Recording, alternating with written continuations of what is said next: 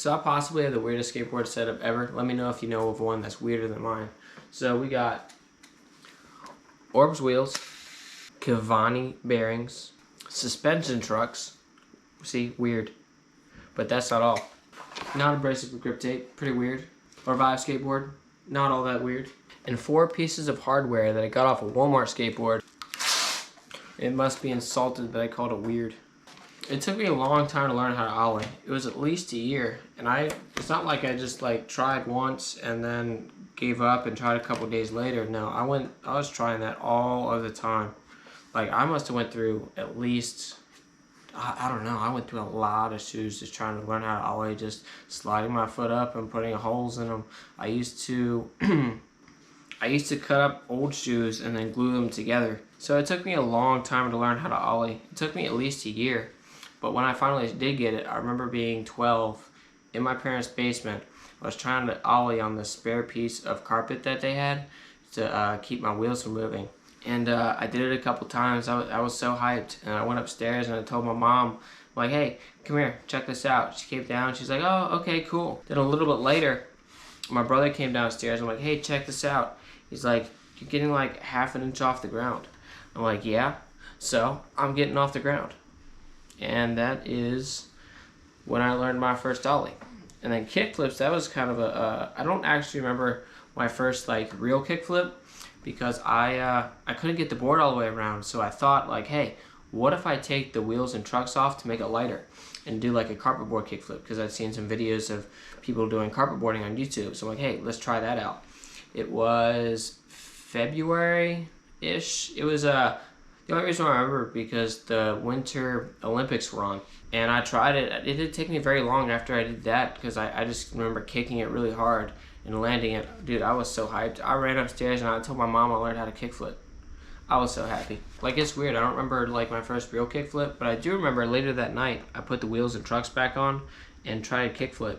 And I couldn't figure it out. It was much easier on the carpet, not just because it was lighter, but because you didn't have to worry about where you put your feet. Because with the trucks, you're putting weight on it and it makes it feel weird versus just the carpet. You can put your foot basically wherever you want and it stays flat. That was a really fun day. Side note, this is how vividly I remember that part of the day. I also spilled a bunch of rice all over the floor. I don't remember how I did it. I just remember rice being all over the floor. And I did it. I think it was just like, I think my mom bought just like this massive bag of rice. And I think I just knocked the container over that I was pouring it into. I can't remember exactly. I don't remember if I was learning varial flips or if I was just doing them. But I do remember though, is I was skating in my parents' basement from the garage side of the house to the other side. And I just went to do a varial flip and it just went straight to the nuts. Like it did half a varial flip, like super rocket, like you just put your skateboard on the tail and spun it around and just landed right on my nuts. That hurt. It's funny though. I wish I had it on camera.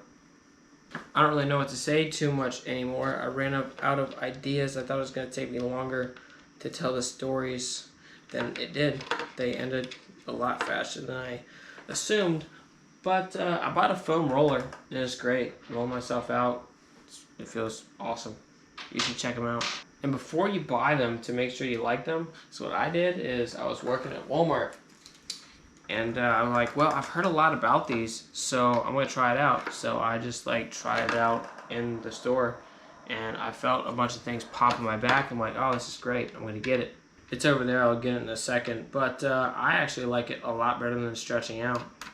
I don't know if you can hear that, but oh, dude, it felt great though.